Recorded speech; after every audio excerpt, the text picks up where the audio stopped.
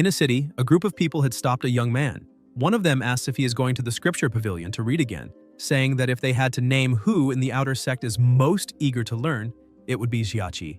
Another member of the group says he heard that Jiachi has already read all the books in the scripture pavilion twice and learned 2 secret techniques. Jiachi remains silent, seeing that they are about to start again and apparently are still not tired of it. Other youths say that all of this sounds very beautiful, but that Jiachi is asking for the impossible, since he is a theoretical type and has no spiritual power in his body, so even if he learned a technique, he would not be able to use it. They continue mocking him, saying they had forgotten about that and ask if he is angry, but Jiachi simply keeps walking, saying that he is not crazy. 3 years have passed since he transmigrated to that world and witnessed the patience of Li Yuanxing and his lackeys, who must be very bored to torment him every day. However, this kind of moral harassment is only the tip of the iceberg compared to what he went through as a corporate slave. Yuanxing remains irritated and grabs Jiachi, explaining that he is always bothered by that disgusting face and that he needs to stop pretending, because although he looks very calm, he must be terrified inside. Therefore, he should kneel down and beg Yuanxing to let him go, and maybe he would even give him some scraps later. Jiachi only asks him to let go. Yuanxing feels offended and says that he is the young master of the Heavenly Sword Alliance, and once Jiachi offends him, he will be expelled from the outer sect and no one will be able to protect him. He also says that Jiachi has been cultivating for 8 years and is still only at the first stage of Ling Shui, that not even dogs would look at trash like him. Jiachi remains calm, saying that he never asked for anyone's approval. Suddenly, someone approaches, saying that the precepts of Kongming forbid attacking other disciples. Yuanxing releases Jiachi and starts smiling again, saying that it was just a friendly training session with his older brother. However, he did not expect Jiachi to be so weak, so they will stop there. The man says it is very good to see that everything is fine, but that he must immediately return to the training grounds to continue cultivating. Yuanxing calls his companions and starts to leave. The man goes to the protagonist and asks if he has thought about what they discussed a few days ago. Jiachi ends up averting his gaze as he is not considering that possibility. The man explains that the protagonist has already been in that sect for 8 years and has barely managed to reach the first stage of Ling Shui. Therefore, there is no need to waste more time, and he is doing this for Jiachi's own good because if he leaves the outer sect earlier, he might be able to find a new path. The protagonist thanks the steward for his kindness, but says he has his own plans and still needs to go to the scripture pavilion to read. As Jiachi leaves, the steward asks if he really believes he can smash headfirst into a wall facing south. The protagonist is just someone who has been cultivating for 8 years, so he is considered a worthless person who deserves some insults, in addition to having a plain and unremarkable appearance. 3 years ago, he transmigrated to that world after waking up, and besides inheriting some of the original owner's memories, he did not receive any advantage whatsoever. Moreover, within 15 minutes, he already knew that the body he had obtained possessed inferior spiritual roots and was not suitable for cultivation. Although he could not cultivate anything and did not know what his goal with the transmigration was, he imagined that there might be free food and shelter there, so he decided to stay for a while. He looks at one of the books, saying that after reading that one, he will have finished all of the classics of the scripture pavilion. However, the thoughts in his head do not stop because 3 years have already passed, and probably after that another 3 years will come, and even so, nothing will change. He remembers that when he was a bit younger, his teacher had taught him many things, and although his cultivation is at a dead end, his theoretical knowledge is at the highest level, and perhaps one day he might discover a cultivation genius. He sits on the ground and starts reading the book because he heard that on the first day of the next month, the 4 immortals of the sacred domain will hold the 135th selection to train direct disciples. After hundreds of years, the inner and outer sects have practically given up on competing, not to mention breaking the 9 heavens calamity annihilation formation created by the glass lamp empress. The 99 steps of the Jade Heaven stairway also represent a superhuman challenge. Therefore, as a novice in cultivation, still at the first stage, he should join in the fun. A few hours later, still sitting in the scripture pavilion, he finally finishes reading all the books.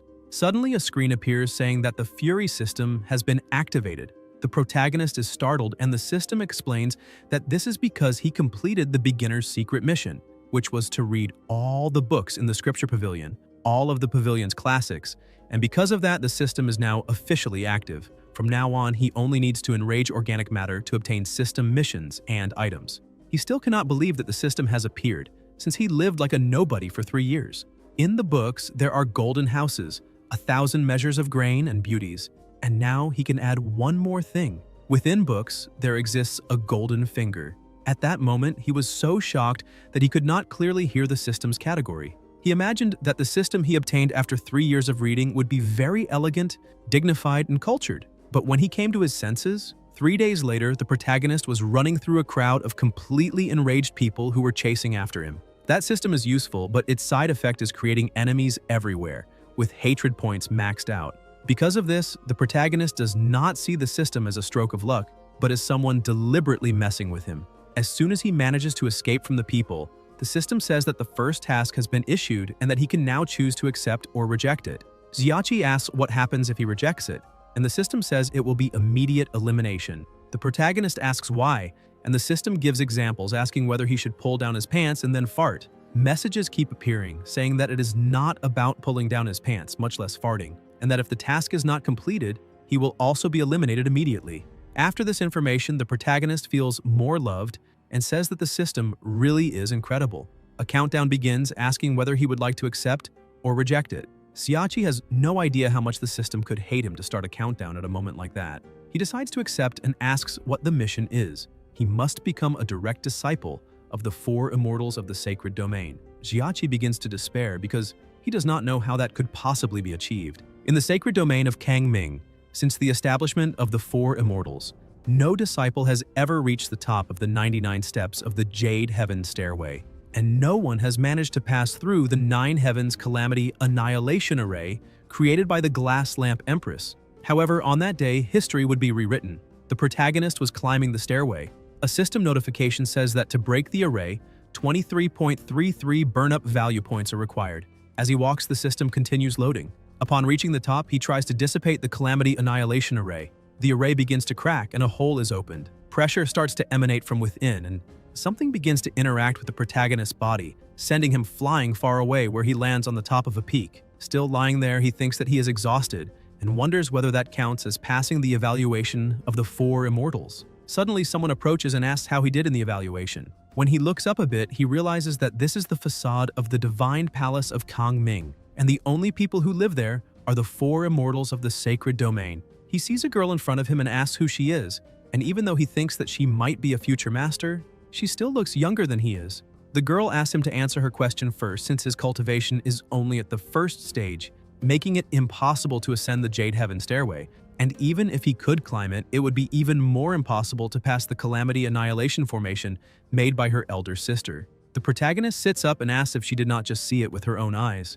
The system scolds him, saying that he must speak cautiously, otherwise he will be punished by the heavens and die instantly. The girl remains confused, thinking that this might be because the stairway is a very ancient structure and perhaps is in poor condition. Xiachi simply continues laughing. The girl stands up, saying that she will inform her 3 sisters, and that in the meantime, he must stay there and not move. But he is surprised when he notices the tight clothes the young girl is wearing. She begins to release her power and quickly disappears. While waiting, he starts to wonder what he should say if the 4 masters continue insisting on finding out how he managed to break the seal. The system tells him to look to the side.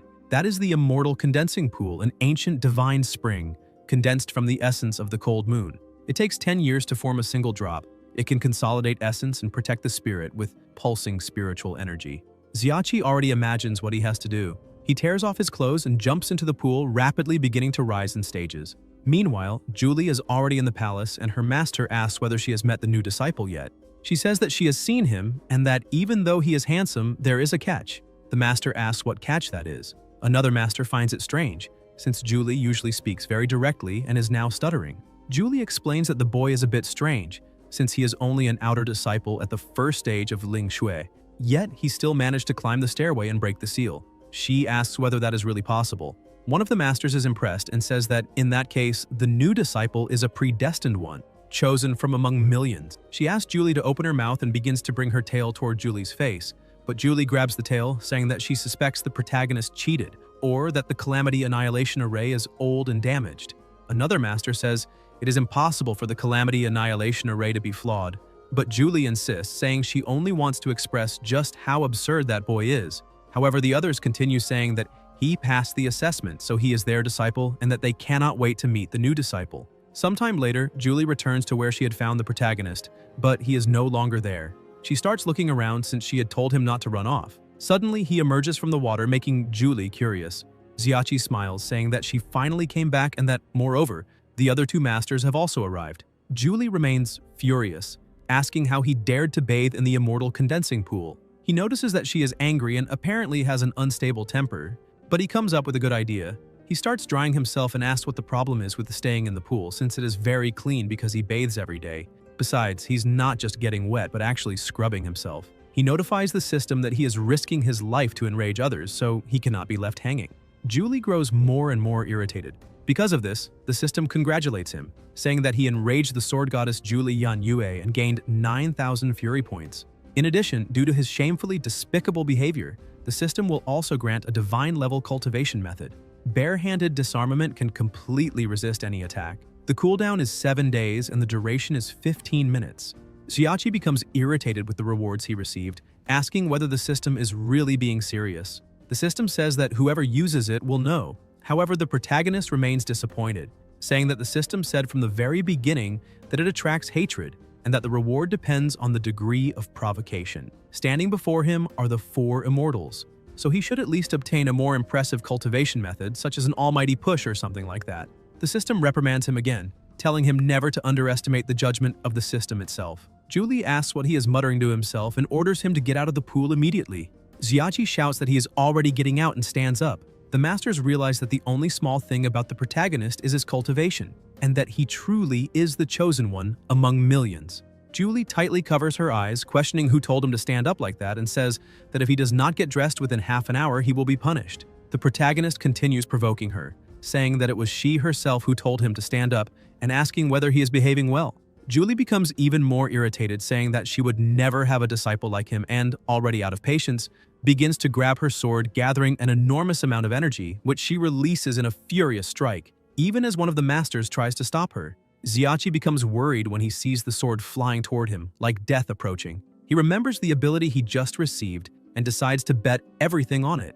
Using bare-handed disarmament, the sword hits its target. Julie cannot believe what she just did. Xiachi is holding the sword with his bare hands. The system notifies that there are now 6 days, 23 hours, and 59 minutes remaining as the daily use has been consumed. Another master quickly approaches, telling Julie to step back immediately. However, they are all shocked to see that the protagonist is truly holding the sword with his hands. He tells them that it was a very close call and that the new disciple was almost cremated. Julie stands frozen, saying that it is impossible because someone at the first stage could never block her blade. The master continues scolding Julie, who finally restrains herself and lowers her head. She withdraws the sword, which pulls the protagonist forward before returning to the dimension from which it had emerged. The master is so furious that her anger points reach 100,000. She asks how Julie dared to disobey a direct order, and declares that she must return and carve the scripture of quietude 500 times as punishment. Julie, on the verge of tears, can only accept her penalty. The system appears once again, congratulating the protagonist for once more enraging the Empress Yuan Jinyao of Liu. The Empress is destined to subdue all the heavens and be invincible for eternity, and the system deems the reward epic. Qiankun Divine Body, ranked first among all divine bodies, increases comprehension by 100-fold and cultivation speed by 100-fold. According to ancient legends, those who possess the Qiankun Divine Body will eventually become co-rulers of the 3 realms.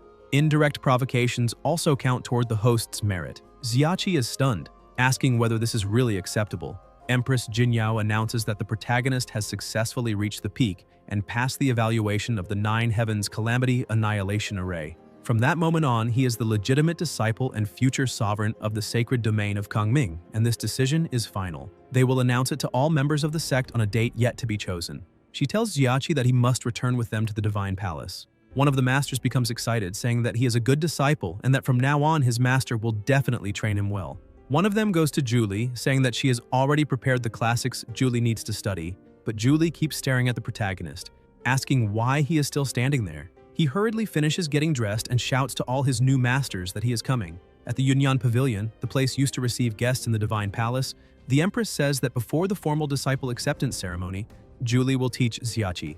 Julie becomes indignant, asking why it has to be her, pointing at him and saying that Jinyao knows her very well and knows she is not good at teaching. The Empress says that precisely because of that, since they do not get along, they need to temper each other's personalities. Moreover, it has already been decided that Julie will take him to familiarize himself with the Divine Palace, so she will not need to complete the task she had been assigned during these days. Julie, though sulky, ultimately accepts Jinyao's decision. She stands up and calls the protagonist, saying it is time to go. He bids farewell to Jinyao and begins following Julie, thinking this will be great since that girl is very fiery and easy to provoke. However, one of the masters grows worried, saying that Julie is very straightforward and simple, and perhaps not the best choice to train the new disciple. The Empress replies that the Divine Palace has remained deserted for many years, so they must seize this opportunity to inject some vitality. The blue-haired master agrees, saying the idea is actually quite good. The pink-robed master says that the little disciple hides some secrets, so his future life will certainly be interesting, and she is very eager to see the outcome. Meanwhile, outside, Xiachi asks who built the Divine Palace, when she became one of the 4 immortals, and whether it is possible that the second master is really a fox. He also asks why she is not answering any of his questions. Julie merely replies that she does not know and takes a deep breath because he is extremely annoying. She begins introducing the place and says that this is the Changyun Pavilion, where books are stored. The protagonist looks at the pavilion with interest, since he has already read almost all the books in the Outer Sex Scripture Pavilion, and perhaps this is a good time to look at new classics. He asks whether he can go in to take a look, but she refuses, saying that they must first finish touring the place since she still has homework to do and no time to waste on him. In another area, she shows him the Joxiao Hall, designated for meditation, followed by the Yuyang Pavilion, which is the eldest sister's private residence. For a moment, he realizes his thoughts have wandered. Julie, still doubting the protagonist, points out that her sisters believe he is a predestined child, but she truly does not believe that. The system warns that it is always watching, so he cannot say anything foolish. He tries to change the subject, asking whether the main objective is not to tour the Divine Palace. Julie answers yes, but says she only shows places to true direct disciples, and that if the protagonist used despicable methods to pass the evaluation, he will face severe consequences. She asks whether someone at the first stage of Ling Shui could possibly withstand one of her attacks, since she is already in the spiritual refinement realm, 6 realms and 54 stages above the protagonist, so she is not a fool. Xiachi simply smiles and says that he truly is a child of destiny. However, he realizes that the girl is suspicious of his bare-handed disarmament, but she has no proof. Julie asks if he is serious, and even without knowing what she is planning, he answers yes. The girl starts walking, saying that they have plenty of time to verify it because she is genuinely curious to see how long the good fortune of this so-called predestined child will last. Xiachi says that if girls get irritated too often, they end up entering menopause earlier than normal, but Julie asks what menopause is. He begins to explain that it is a terminal disease, and those who suffer from it often show repressed emotions, growing anger, insomnia, acne outbreaks on the face, and even baldness. And worst of all, people can start growing beards and develop flat chests. He adds that hers is already not very big, and combined with her temper, it might be very difficult for her to get married. Julie becomes completely furious again, gaining 5,000 rage points. She grips her sword and tells him that the day she shrinks will be the same day he shrinks as well. Xiachi gets worried and tells her not to forget what the Empress instructed, because she needs to be careful not to anger her again. Julie tries to restrain her rage, saying that this is very good, since he learned very quickly how to use the elder sister's name to pressure her. He smiles and says that he learned everything that is useful. However, he realizes that this crazy girl cares a lot about breast size, gaining another 5,000 rage points. She does not seem too worried about the threat, which shows that she is the type of person who cares more about physical form. Now that he has this information, he gets a great idea. He calls out to her and says that it is not a problem for her chest to be small since it matches her flat butt. This time, she becomes so enraged that the rage points jump to 10,000. She starts grabbing her ruler, saying that she will use ruler amplification and make it even bigger. With a shout, she declares that no one in this world will be able to save him now. Seeing death approaching, he starts running, and she yells at him to stop running because he has nowhere to go. The next day, inside his room, the protagonist is sleeping when Julie kicks the door open, shouting for him to wake up.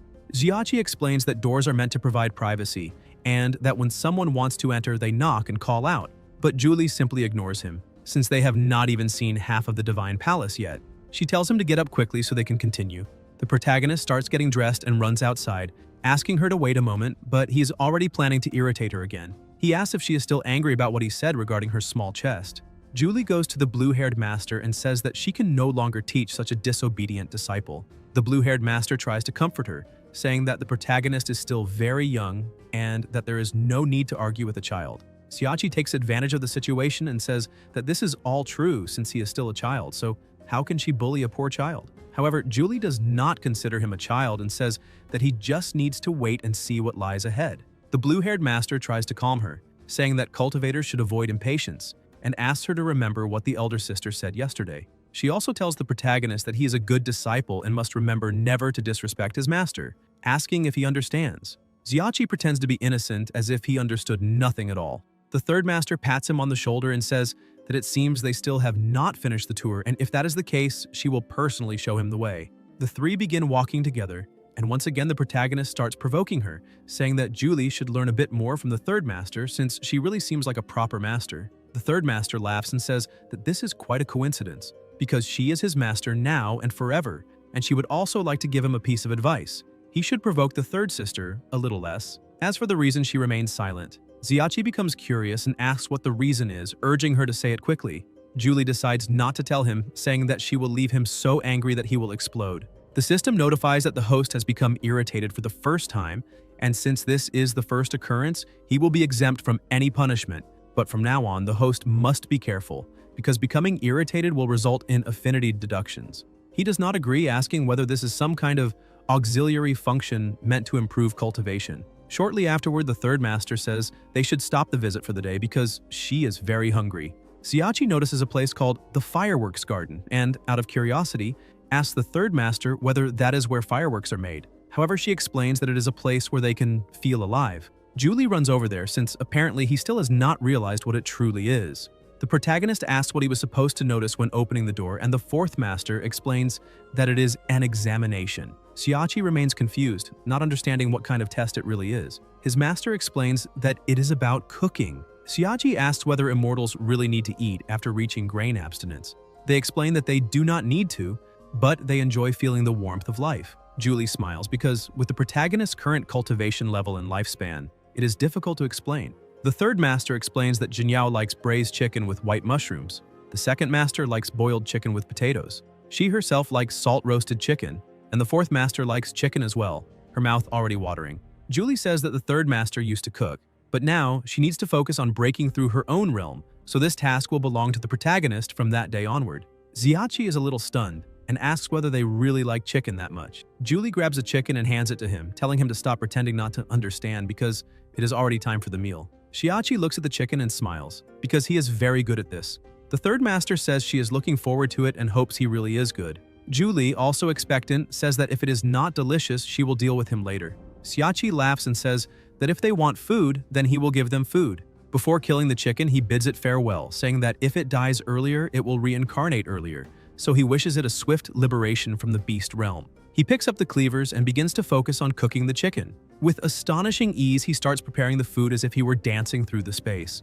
In just a few minutes, he goes to the table and says that dinner is served. As he sets the table, the masters simply watch the confidence he radiates. He lifts the lids from the pots and asks his masters to taste the meal. A brilliant light bursts out from inside the pots, shocking all four of them. The dishes are completely perfect and beautiful. The second master asked what that light was that came out of the food, but the protagonist merely asked them to taste it. The Empress, being the eldest, says that it is time to begin eating. The four prepare themselves, and each takes a bite of the food. All of them are astonished, and the Empress says that it is not bad at all, as it has a flavor she has not tasted for many years. The second master is enchanted, as the food feels like a blazing fire, an intense sensation flooding her body like the rebirth of a phoenix. The third master, also impressed, says that with every bite, the spiritual energy within her stirs unconsciously, like the feeling of breaking through a spiritual barrier. Even the jar of anger calms down, because now she understands that this is something that brings infinite happiness. The Empress asks where he learned to make those 4 dishes. He thinks that to bring out the perfect umami flavor of the chicken, he had to delicately stimulate the meat's natural sweetness. And with the addition of seasonings and other ingredients, the chicken still managed to retain its original flavor without being overwhelmed by the sauce. But he chooses to keep this secret and says that it is simply love. The second master goes over to him, calling him little disciple, and says that she is very happy. Xiachi asks Julie whether he is qualified now, but she merely tells him to sit down and eat, and after finishing, return to his room and cultivate diligently. Sometime later, already inside his room, he stares at the system while thinking that, based on the information he has, provoking others grants points. But he himself cannot be provoked, because if that happens, he will lose a large amount of fury points. However, he cannot understand the logic behind this or the true purpose of the system, and it is possible that it is trying to make him detach from desires and material possessions. While examining the system's functions, he notices that some are still unavailable and decides to ask the system which functions are currently active. The system says that the basic functions already allow him to unlock the shop, Xiachi becomes excited and asks what kind of city he will be able to buy. The system asks the host what he would like to do. He says that he needs to be able to attack from a distance of 7 steps and do so even faster, and also be able to act within 7 steps. But he's very curious to know whether technology is stronger than immortal techniques, so he asks the system to tell him whether such a thing exists or not. The system replies that it does, because exchanging for corresponding items consumes equivalent points. For example, a large-scale weapon of mass destruction, like an atomic bomb, could require an astronomical amount of points. Xiachi asks which is more powerful, an atomic bomb or the Elder Master, but even the system cannot answer, as it lacks sufficient data for such a comparison.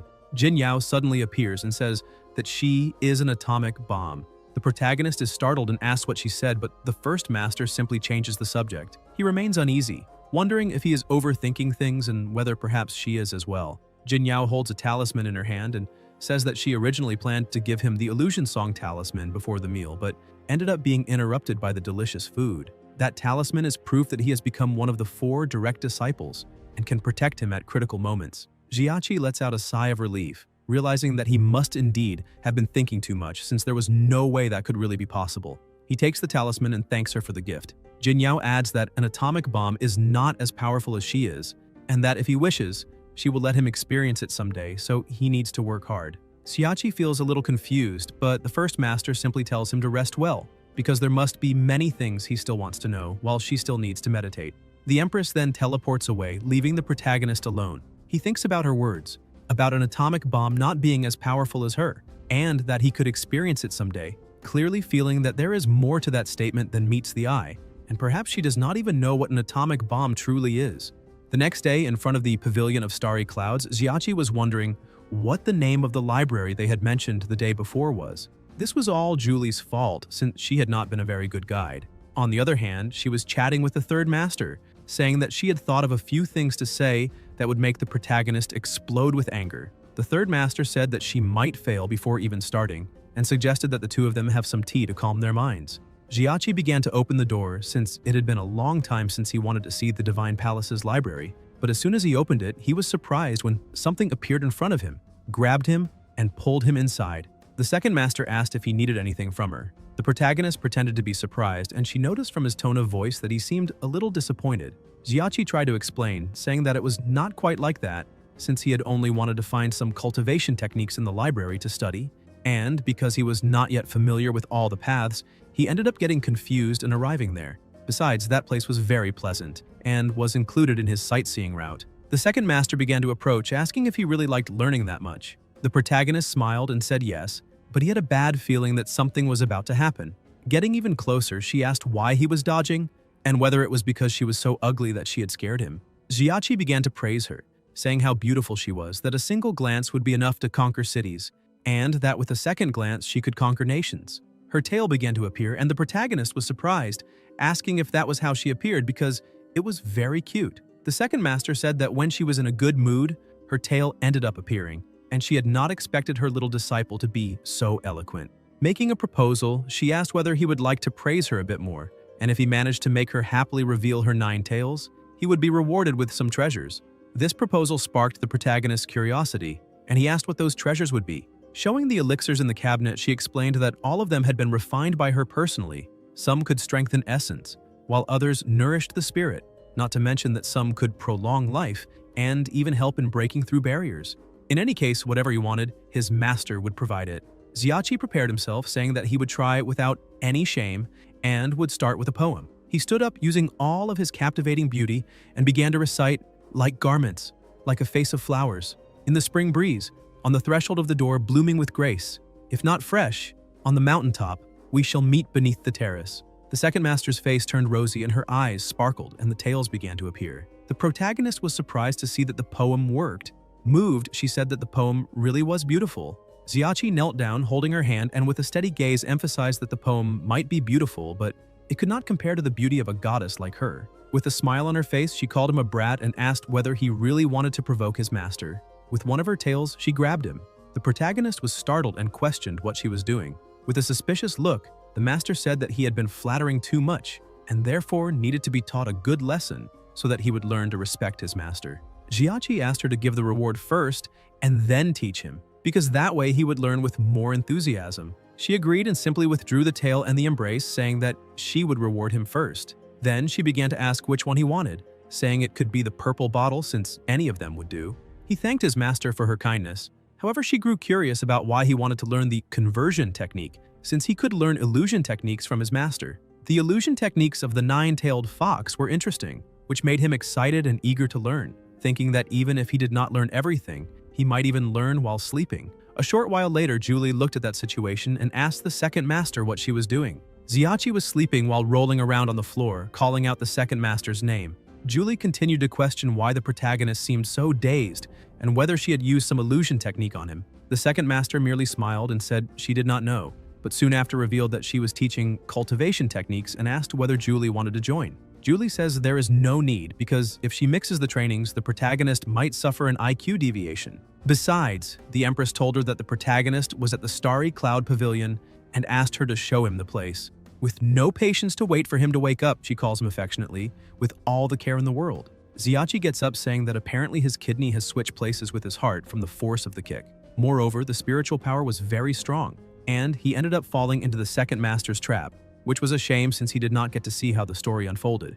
Everyone falls silent for a moment, and the system appears to him saying that descendants of the Yuhu clan possess illusion techniques considered the best among the three great clans. Julie, curious, asks what he saw in the illusion just now, but the protagonist says it was nothing since they interrupted his moment. Respectfully, he asks the second master to teach him illusion techniques another day. She emphasizes that she will give her all to teach him, and the protagonist is surprised, thanking her once more before taking his leave. As he walks out, he remembers that she had told him to feel free to choose any red bottle. However, he should not touch the purple bottles. He grows curious about what kind of elixir is inside those purple bottles and looks at the Starry Cloud Pavilion, thinking that he feels a bit of regret. Julie shouts at him not to dwell on the past because they need to go. As they walk through the place, Julie praises him, saying that the chicken he prepared the day before was very good. The protagonist is surprised, thinking she is trying to please him, but his master denies it, saying it is true, and that she simply decided not to bother with him anymore. Xiachi falls silent, looking at her. Julie becomes a little uncomfortable and asks why he is standing there staring. He thinks that he can hardly wait to get back at her, and with a smile on his face says that it is nothing. However, he realizes that there is something strange about her behavior and that she's probably planning some kind of trap. He asked her to show the way as he would like to visit the library. Julie notices that he is acting strangely and questions whether he is planning something bad. Xiachi keeps thinking that even if she wants to ambush him, it will not work, because he will leave her sitting until her legs go numb. In a friendly and polite manner, he says that the disciple only wants to find the library as quickly as possible, and once again asks her to show the way since she had said she would guide him. Just this calmness is enough to irritate her. Julie steps in front of him, shouting that this is stupidity because she already showed him everything the day before. And if he can barely remember such things, then how will he learn from them in the future? Xiachi apologizes, saying that he is a somewhat clumsy disciple, and asks her to have a little more patience with him. He thinks that there are no fixed strategies in war nor permanent forms in water, and that, like a wild king, it is easy for him to control her. A short while later, they arrive at the entrance of the library. His master says that this is the Divine Palace's library, but needs to warn him that everything he managed to understand in the outer sect may not be comprehensible here. Trying to irritate him, she says that this is because some people are only in the blood condensation realm. However, the protagonist remains calm, saying that a clumsy bird still needs to fly. Julie starts trembling with anger once again, seeing that everything she does fails. Xiachi opens the library door and hears a noise, which shows that it needs lubrication. The two of them are surprised to see that the third master is already inside, sitting and reading a book with great inner peace. They approach, and the protagonist greets her, saying that it is very pleasant to have her around, but he is completely ignored and sighs in sadness. Julie laughs and explains that he does not need to be upset, since the third master does not pay attention to people when she is focused. She asks him to follow her and says that even though she does not frequent that place often, she still knows it very well. Xiachi asks if she is serious because he does not believe it. Even so, the two of them start walking. A few minutes later, Julie shouts that she finally found it because she remembered that her 9-li saber technique was on that shelf. The protagonist points out that they have already been walking for half an hour and that she only managed to find that one book, and that was after saying she knows the place well. She shouts at him, saying that he talks too much and that she is taking this first so that he can see that this is what being prepared means. Xiachi keeps laughing, saying that apparently she even knows how to use idiomatic expressions. Julie continues searching for a few things while the protagonist starts looking around and sees something fallen on the floor. When he picks up the book, he sees that it has Julie's image on it and that it is the saber technique that pierces lightning. The fourth master keeps searching because she cannot believe the book disappeared since she wrote it with such care. With tears in his eyes, the protagonist thinks that the book was just thrown on the ground and that this is pathetic. However, the third master approaches like a ghost, saying that he cannot read that book. Xiachi is startled when he sees her there, and the master apologizes, saying that she was reading and did not notice they had arrived, and that the book he is holding. Julie interrupts her, saying that she arrived at the perfect time, and asks if the third master has seen her book, because, as far as Julie remembers, it was placed on the top shelf. The third master asks if she is talking about the book called Nine Li Saber Technique. Julie says that is exactly it, because if she is not mistaken, that is precisely the name. The third master says she does not remember anything and that perhaps someone borrowed it. The protagonist is surprised by the lie and hides the book inside his clothes. The third master asks why they are there. Julie explains that Xiachi wanted to find some books, so she brought him to the library. The system appears to him, but the third master asks what book he is looking for and whether it happens to be a scripture or a cultivation technique. Xiachi asks for some advanced cultivation techniques. The third master thinks for a moment and with her ability takes all the books around them, saying that he could read those for now. He holds the books and thanks her for the help. The third master says that if he has any difficulty, he can look for her, and he thanks her once again, saying that he will stay quiet so as not to disturb her. Julie calls him to leave, but the protagonist refuses, saying that he wants to stay there to read and that if she has something to do, she can go ahead. She simply ignores him, telling the third sister that she will take the disciple away. The master tells him to study a bit more and stop making typos. Outside, the protagonist complains, saying that Julie cannot ruin his plans just because the third master pointed out a typo. She says that he is still too young and failed to understand the third master's subtext because those words were a polite way of dismissing the two of them, and that if he stayed there any longer, he would end up being turned into an ice sculpture, and there is no point asking how she knows that. The protagonist is surprised, but thinks she is being too sensitive. Julie looks at him and says that if he does not believe her, he can just go test it personally. Being frozen by the third master is one thing, but she also tends to ignore things she considers unimportant. And since Julie will not be there to save him, he would remain frozen. Xiachi analyzes the situation and realizes that she really is not lying. Julie emphasizes that she already warned him not to provoke the third master, especially when she is focused on something. As for the typos, if he dares to spread that around, she herself will roast him until he is golden on both sides, then sprinkle cumin on him and throw him into the monster forest.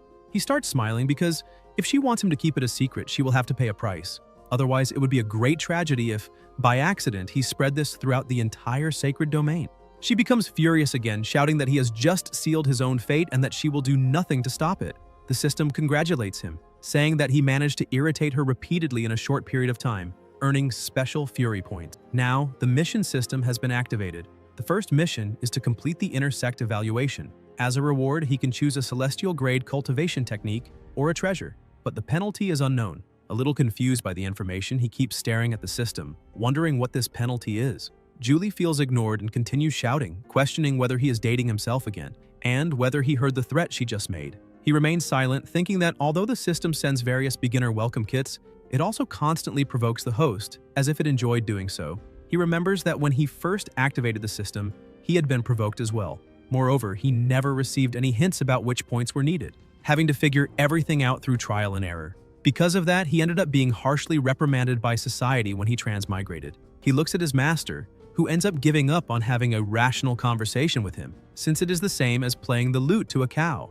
Xiachi thinks again that he needs to find a way to participate in the intersect evaluation, because he fears that the system might pull some trick. Julie remains intrigued and asks the protagonist why he always acts this way toward her, questioning whether he suddenly realized that she is his master. He comes back to reality and starts looking around, thinking that he has already been there for 3 days and has not seen anyone else. The fourth master asks what he is looking for, but the protagonist stays silent, thinking that if he cultivates there, it might not be very suitable for the Fury system to accumulate points and improve realms, so he needs to find a way to go down the mountain. Julie begins to lose her patience and shouts at him, asking whether he's really going to keep pretending he's not listening. He apologizes, saying that he has just realized something, and she becomes a little confused, not understanding what he means. The protagonist says that women only hinder his speed when drawing the sword, and that for some time now he has felt that the Empress's arrangement was far too perfect. Julie gets irritated extremely easily, so she ends up being like a portable charger. Once again, she feels offended and asks whether he truly thinks she is holding back his cultivation. The protagonist smiles and says that he would never dare say that, but that he simply thinks the fourth master is too much for confused adolescents. He starts celebrating when he sees that his provocation is working. Julie begins to draw her sword, saying that this is nothing but a load of nonsense and that she needs to cut him down immediately. Even with a bit of fear, the protagonist continues. He shouts that she simply does not know how to interact with men, gets shy over anything, and when that happens, tries to attack him to cover up her embarrassment. The system appears again, saying that he has managed to irritate Julie repeatedly, and, because of that, has received 1 level of 9 Li story. 10 levels of 9 Li story automatically enhanced his comprehension of the martial Tao, leaving him satisfied and confident that the future will be promising. He tells Julie that the Empress has a good eye for people and must have noticed that Julie was feeling turmoil in her Tao heart, which is why she asked her to take him along. Her fury keeps rising and, ready to attack, she emphasizes that since the protagonist likes cultivating so much, as his master she will teach him the flaming sword technique. The flaming sword technique is Julie's first technique of the 9 Heavens Li Fire. She begins to attack, but at the last second the protagonist shouts and proposes a bet. She stops her attack and asks what kind of bet he wants to make. Xiachi takes a deep breath and says that he wants to participate in the inner sect evaluation that will take place in 1 month and that the bet will be whether he passes or not. He thinks that there are many targets for hours at the foot of the mountain, which will make his harvest easier. Julie asks whether he knows that to become an inner disciple, it is necessary to at least reach the Yuan Hai realm, and that even after secretly using the mortal condensation pool to reach the 7th stage of blood condensation, it still took the Empress 3 months to reach that level. Therefore, he is not only aiming too high but also acting foolish. Xiachi looks at her and with a smile on his face says that it seems she is afraid to bet with him. Julie starts laughing, asking why she would be afraid of such a certain victory, but says she would like to know the terms of the bet and that if she does not like them, she will continue teaching saber techniques. The protagonist says that if he fails the inner sect evaluation, he will leave the sacred domain on his own. She is surprised and says that becoming a disciple of the 4 immortals is the desire of everyone in the sacred domain, asking whether he really thought it through. Without hesitation, the protagonist says yes. Julie sees that he is confident and does not stop him from trying, but asks what will happen if he passes the evaluation. Even though she is certain that he will fail, she starts wondering where that brat gets so much confidence. Xiachi steps closer and says that if he wins, she will have to marry him and become his wife. Julie asks if he has gone mad, but the protagonist keeps provoking her, asking whether she is afraid. Julie stares at him, thinking that maybe he injured his brain when he broke the annihilation formation. But since she is certain that he will fail, given that the evaluation starts in a month, and he will not even be able to reach the minimum requirement to register, she decides to accept the bet. Xiachi takes advantage of this and says that he has just one more small matter to discuss with her. Julie asks what he wants, and the protagonist asks whether he needs to descend the celestial jade steps if he wants to go down the mountain. She pretends to be difficult, asking whether that is asking too much, because she believes the celestial steps are not something a person can climb or descend whenever they want, since reaching that place must have cost the protagonist a great deal of spiritual energy. He keeps insisting, asking her to send him away, but she refuses, saying that she does not have time. Xiachi continues provoking her, claiming that if she does not help him descend, he will start kissing his future wife. That is enough to make her lose control, and she kicks him away. He begins to descend, even though he did not want to do it at that moment. But now there is no turning back. He falls from the mountain peak like a shooting star.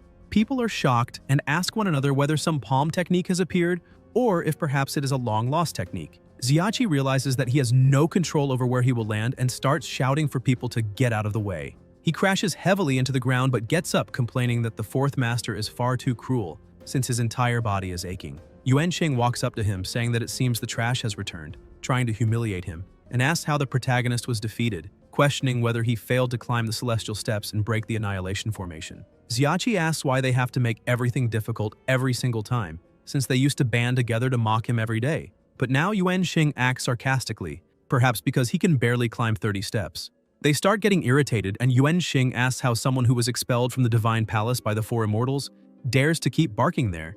Xiachi explains that him being expelled while Yuanxing cannot climb are 2 different matters, and this is exactly what the protagonist wants, because it is better for everyone to think that he was expelled. He continues provoking, saying that Yuanxing should use all this free time to focus on the inner sect evaluation, but with his current cultivation level, he probably will not even be able to register. The system notifies him that the rage points have accumulated to a total of 100,000 and that the system shop has been unlocked.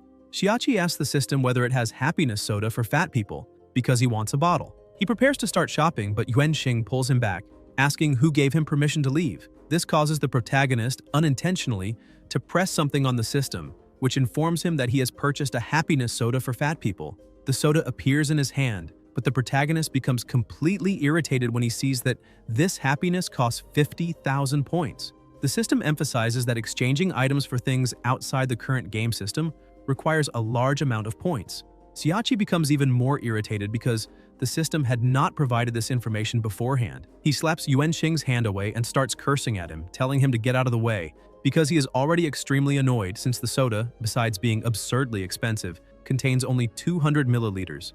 Yuanxing becomes furious, saying that no one dares to act tough in front of him, because if he does not teach a lesson to those who do, how will he maintain his status in the future? He attacks the protagonist with full force, but Shiachi catches the punch with one hand and stares at him deeply as if he wants to kill him. Shiachi takes a sip of his soda and says that it really is delicious, but that it does not matter, because someone he does not know and has already forgotten once said that everything that is lost must be taken back. He begins to release his aura, frightening Yuanxing, who asks how that is possible since before the protagonist climbed the celestial steps he was a nobody, and now he is at the 7th stage of blood condensation. Shiachi simply starts laughing.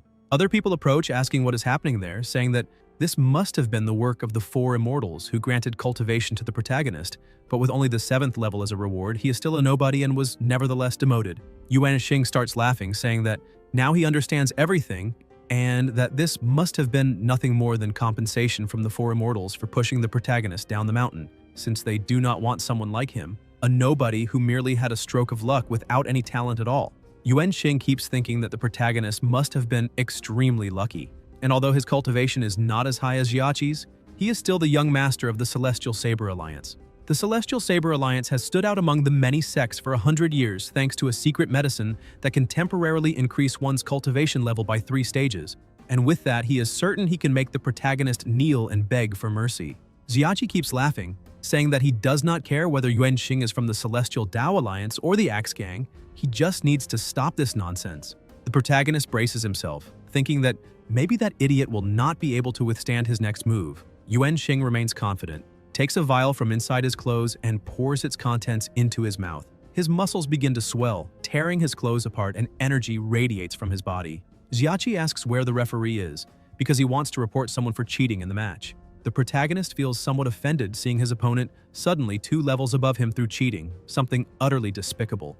Yuanxing simply starts advancing toward him, saying that now he will be killed. Shiachi focuses, saying that there's still a long road ahead. Yuanxing keeps charging, and the protagonist realizes that this guy will not stop until he runs him over. The system asks whether he would like to buy 15 seconds of invincibility for 5,000 fury points, saying it is a great deal. Shiachi asks the system whether it is really trying to take advantage of the situation, but the system scolds him and tells him to speak cautiously.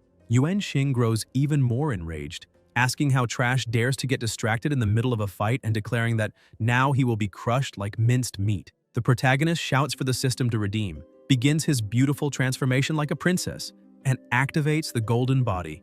Yuanxing continues attacking with all his fury, but Shiachi remains motionless, saying he would like to see whether the attack will at least tickle him. However, something suddenly happens, stopping their fight. The second master appears, stepping on the protagonist's shoulder. She points out that the laws of the sacred domain forbid attacking brothers of the same sect, and that apparently everyone has completely forgotten this rule. Shiachi looks up, enjoying a privileged view, but then starts crying when he realizes he wasted 5,000 points for nothing. She walks over to Yuanxing, saying that within the sacred domain, the Celestial Saber Alliance will not go very far, and that now he will receive a small punishment. He is slammed into the ground and falls into a portal that makes him disappear. Shiachi is impressed, and the second master asks whether he truly is not afraid of being beaten to death. The protagonist explains that he is currently playing the role of a fallen outer disciple expelled from the Divine Palace by the 4 immortals, and that if she keeps acting like this, she will ruin everything. The 2 of them start coordinating the act, and she pushes him and throws herself onto the ground, saying that her heart is deeply sorrowful. The protagonist did not expect her to get into character so quickly. All the other sect members explode with rage, questioning how he dares to do such a thing to the goddess Miyu. She had just saved him, and this is how he repays her. Shiachi thinks that although the effect was achieved, maybe she went a bit too far. Miyu starts smiling and asks how her acting was. The protagonist replies that he is merely the background for the character she is playing. The second master says that she can be charming or sweet and asks him to give more instructions on what she should do. Xiachi takes a deep breath and says that it is enough. The second master asks if he is sure, and he extends his hand saying that now he can handle the rest by himself. Miyu keeps acting, asking for help to get up, but as soon as she stands, she throws herself forcefully against his chest. The protagonist is startled and asks what is wrong. The disciples grow even more agitated, and she boldly says that the master has not had enough fun yet. Suddenly, she runs off screaming that she no longer wants to live. The people can barely restrain themselves, and a rebellion begins, with everyone shouting that they will avenge the goddess Miyu. With no other options, the protagonist starts running. The second master keeps smiling because if they are really going to play, then they must go all out. Sometime later, amid the mountains, people were still running around trying to find the protagonist. He had hidden behind a rock, thinking that the leaf system will only create more enemies for him. Now, he needs to carefully manage all his points and enhance the abilities provided by the system in order to move forward. Otherwise, he will end up being ground to death by that crowd. He looks around, sees a waterfall, and starts wondering where he has ended up. Since he had never seen that place before, he began to explore the forest. He soon realized that this was the bioluminescent pool behind the outer sex scripture pavilion. However, he had no idea how he had managed to get there. He remembered Julie saying that this pool was a forbidden area within the sacred domain. Except under special circumstances, disciples were not allowed to set foot there on ordinary days. Looking more carefully, he noticed that someone was bathing beneath the waterfall, but when he realized who it was, he was shocked. The third master was bathing. When she emerged from the water, she noticed he was there and ordered him to approach. Xiachi stepped out from behind the trees and knelt before her. The third master asked why he was there. The protagonist tried to explain, saying that he had no intention of trespassing, much less spying on her. He thought that the reason he had ended up there should fall on the second master's shoulders, although he did not know why the third master was in that place either. She explained that this was her place of meditation and that intruders would be punished. Xiachi kept his head lowered and said that it was very cold, asking her to put on some clothes. She reflected on it for a moment and said that his punishment would be to help her put on her clothes. She picked up the garments from the other side and tossed them into his hands, ordering him to dress her. Xiachi held the clothes and began to help her. Suddenly, the third master turned around, revealing certain things, and it seemed that the protagonist was extremely unlucky to receive a punishment as severe as this. He continued dressing her until he finished. The third master looked at him and said that Julie had mentioned he was thinking about participating in the inner sect evaluation next month. With a pitiful expression, after enduring a torment no one would wish to face, he replied that it was true. The third master was confused, saying that he was already a direct disciple of the four immortals, so why would he want to go through such trouble? Xiachi began to explain, saying that he did not like being questioned, because even outer disciples thought he was not qualified to be a disciple of the four immortals, though he knew his true motivation could not be revealed. She turned around and continued staring at him with an unwavering gaze. Xiachi felt chills because her eyes seemed to pierce straight through him. She said that she understood everything and that he could leave now, as she would help keep secret the fact that he had invaded the forbidden area. He let out a deep breath because she believed his story and thanked her once again, saying that the disciple would take his leave. The system congratulated him once more for achieving the incredible feat of irritating 1,000 outer disciples in a single day. Even he could hardly believe he had angered so many people. The system said that the travel function would be unlocked soon, and that the specific travel time would be determined by the system itself. With this, he would be able to acquire items and abilities from other worlds. A few seconds later, the progress bar reached 100%. The reward was so good that Xiachi was surprised, saying that now he could trust the system. Yuanxing, who had received the punishment, was teleported into the sky in the middle of nowhere and fell into a mountain. Completely humiliated, he told the protagonist to wait just a little longer because one of the two would die. In the spiritual cultivation hall, a formation specifically created by Empress Jinyao for cultivating disciples of the sacred domain, the protagonist stood in the middle of the line, thinking that for every floor added to the hall, the spiritual pressure endured during cultivation increased tenfold. In other words, the spiritual pressure on the 18th underground floor was an astonishing 180 times greater than normal. Old Zhang Tilin was the deacon of the spiritual cultivation hall. He asked the next person to step forward and Xiachi presented himself. Tilin asked him to state his name, realm, level, and duration. The protagonist felt a bit embarrassed, thinking that this way the old man would publicly expose others, but replied that his name was Xiachi and that he was currently at the 7th stage of blood condensation, 5.5 inches, which was equivalent to about 18 centimeters. Tilin asked whether he meant 5 feet and a half. The protagonist was confused, thinking that if he really wanted to ask about height, he should simply ask about height, and not mention length. Thielen said that for the 7th stage of blood condensation, he needed to go to the 2nd floor and that if he could not endure it, it would be best to give up immediately and not push himself too hard because otherwise he would, at best, be crippled, or at worst, explode. However, the protagonist feels a little worried and asks whether the 2nd floor will not be too easy, since he has the inner sect evaluation the following month and needs to reach at least the Yuanhai realm. The old man explains that Zhang Zonglin, the genius who took 1st place in last year's inner sect evaluation, only dared to challenge up to the 3rd floor.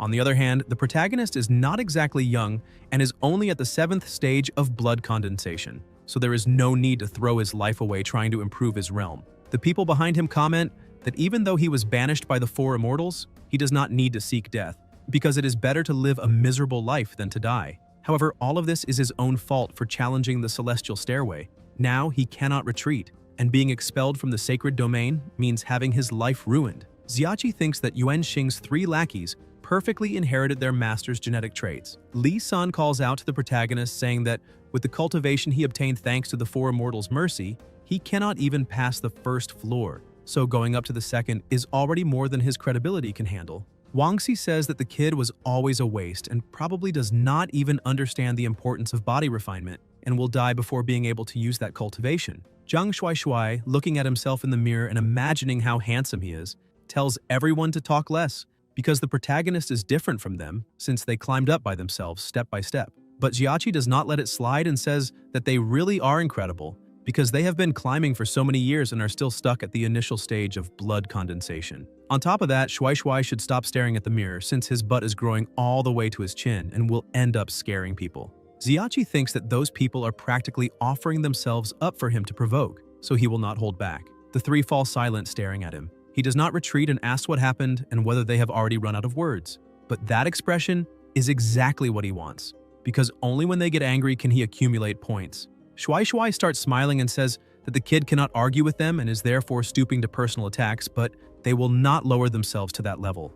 Wangxi tells Xiachi that he understands nothing about aesthetics, because Shuai's appearance is considered sexy. This answer shocks the protagonist when he realizes that those people are not angry, and it seems he can no longer harvest those garlics per ounce, because after just 1 day they have already become immune. The system notifies that the planar displacement function has been activated and that the planar travel function is also active. Xiachi asks what is going on. The system informs him that the host will be teleported to Drum Mountain shortly. He begins to be teleported, even while complaining that it was too fast, and thinks that this mountain is probably the mountain of the 18 dragon tribes. The system reports that the teleportation is complete, and in the middle of nowhere, the protagonist wakes up.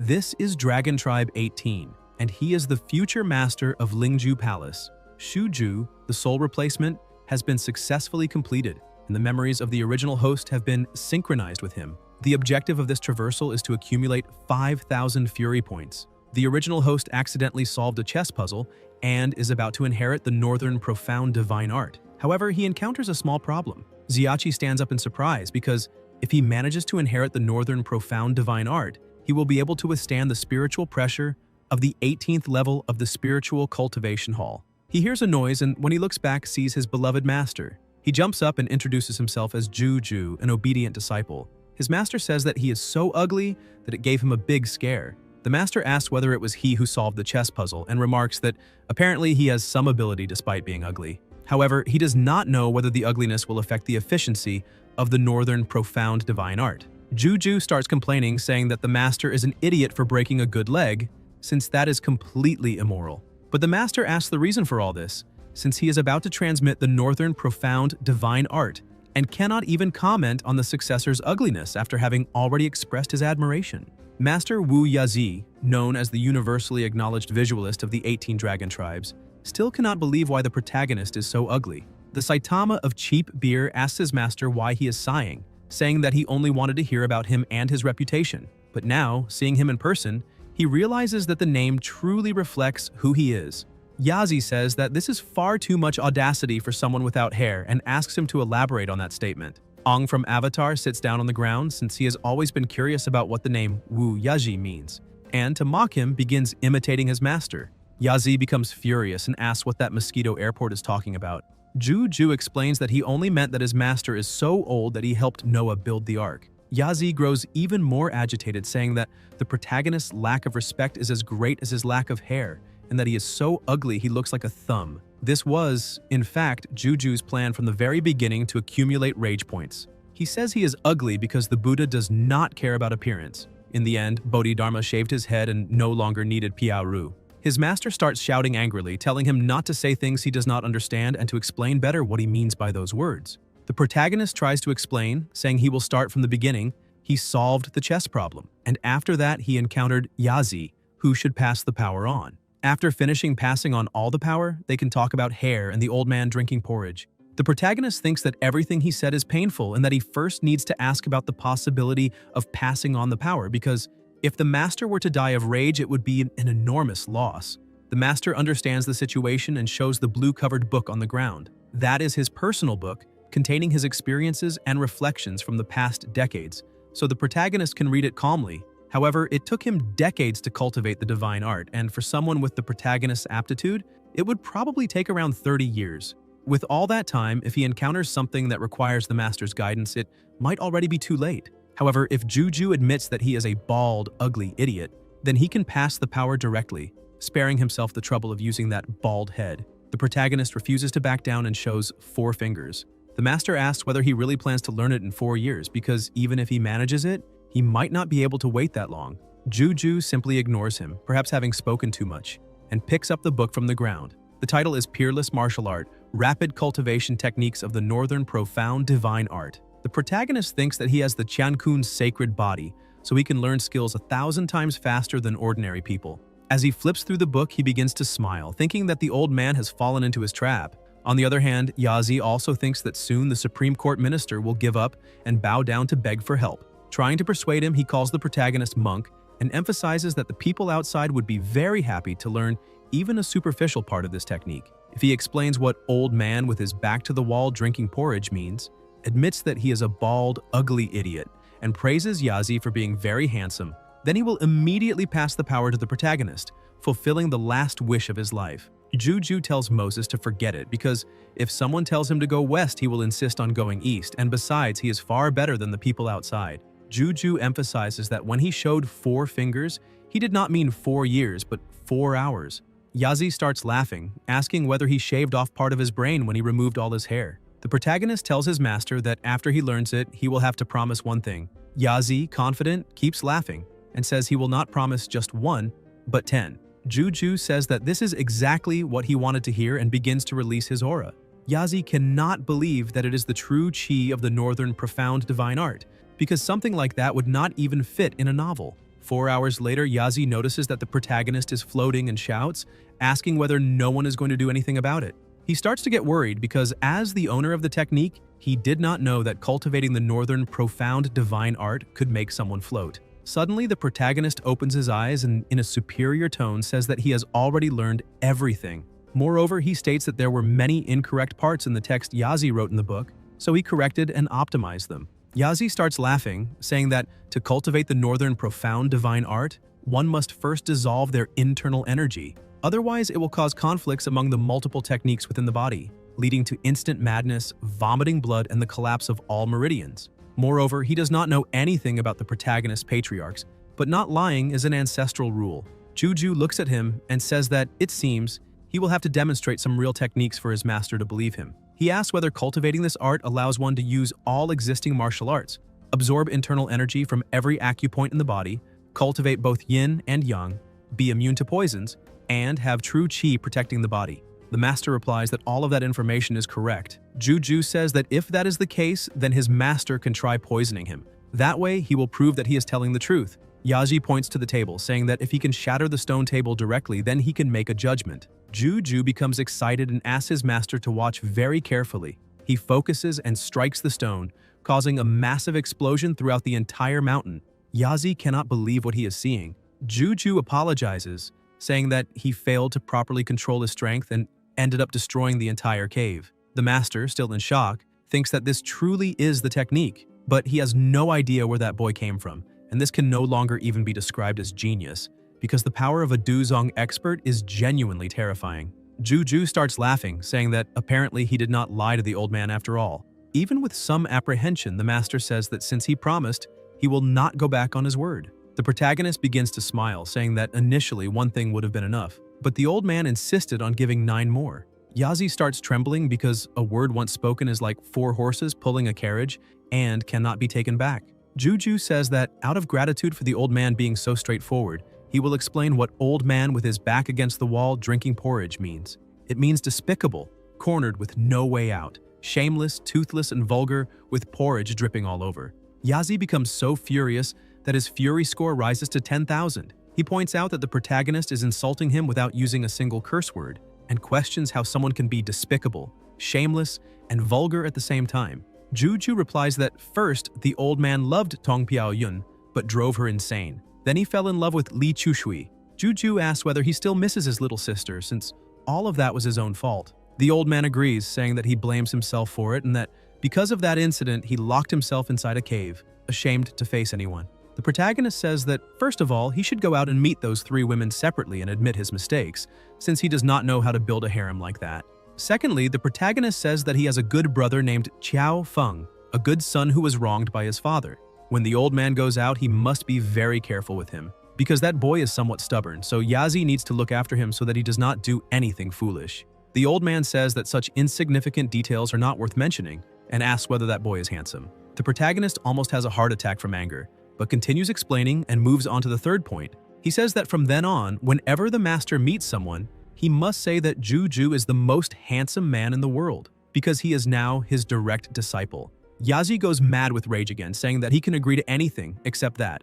Juju says that he already suspected this, and that the old man cornered against the wall drinking porridge is merely confirming what he already suspected. For people of the master's age, making a bet is about integrity, not cheating. Yazi ends up agreeing, saying that the protagonist is a prejudiced bastard. Juju calls him to leave, saying that they need to go and that they can discuss the other matters while walking.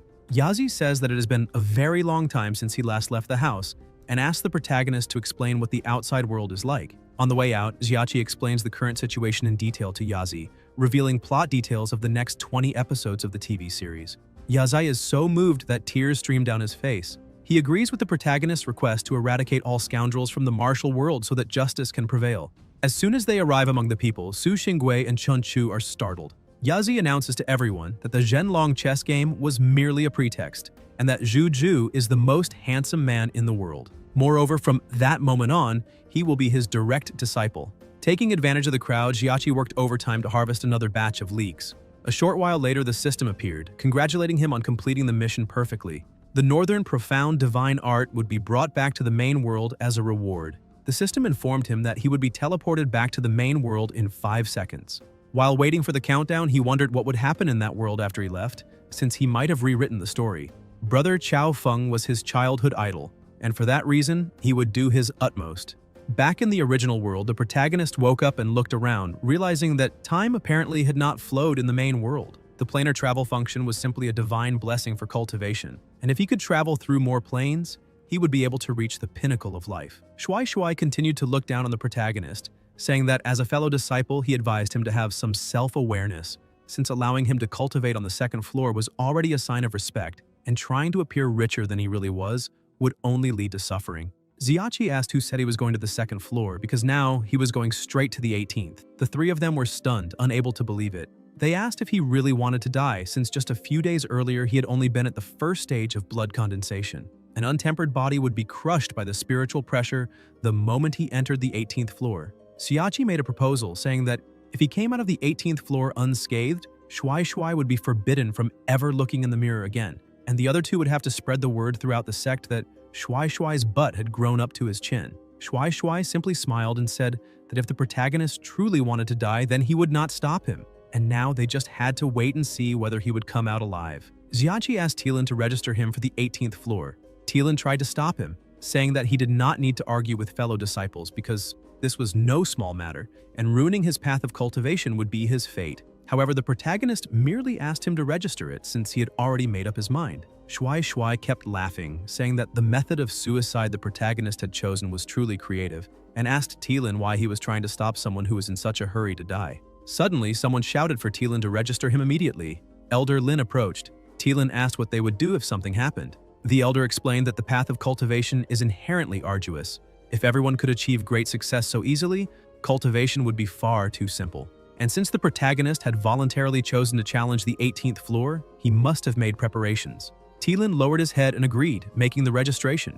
The protagonist thanked her. However, he thought that he had not expected to see the elder there since she rarely appeared except to teach classes. It was said that she was a medicine saint among the outer disciples. If something truly happened, she would not stand by doing nothing. Now everything was ready.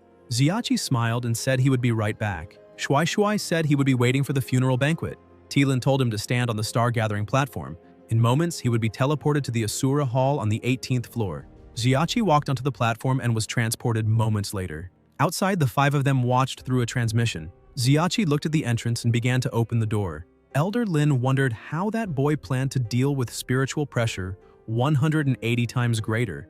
Li San said that the kid had no idea how terrible his death would be, and that he was probably just pretending to be fine while suffering for nothing. Wangxi commented that he had heard the master of the Asura Hall, Xu Luo Lianhua, was cruel and tyrannical and did not get along with Julie. Shuai Shuai was delighted to hear that they did not get along, since the protagonist had been a disciple of the Four Immortals, which would make his death even more miserable. Inside the Asura Hall, Xiachi began knocking on the door, but the head on it started shouting, asking where that ill-mannered brat came from and telling him to remove his filthy hands. The protagonist was startled. The other head began to laugh and asked its brother why he was scaring the child. The brother said that the child did not know the rules and therefore deserved a good lesson. Still shocked, Xiachi shouted, asking how that thing was alive. The head replied that everything there was alive and that if he did not even know that, how did he have the audacity to come there for judgment? The door started laughing, telling the old ghost that he was secretly radiant. Moreover, it has been a long time since they last saw a new face, so they decide to let him enter right away.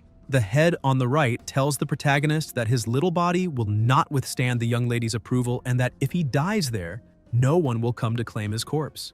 The head on the left keeps laughing, saying that the protagonist is a handsome boy and that perhaps the young lady will like him. Xiachi remains confident, saying that he will certainly pass the trial and asks to enter. The head on the left says that it likes arrogant boys, so it ended up liking him. On the other hand, the one on the right says that people can only be bold up to a certain point and that if he truly wants to rush toward death, it will not stop him.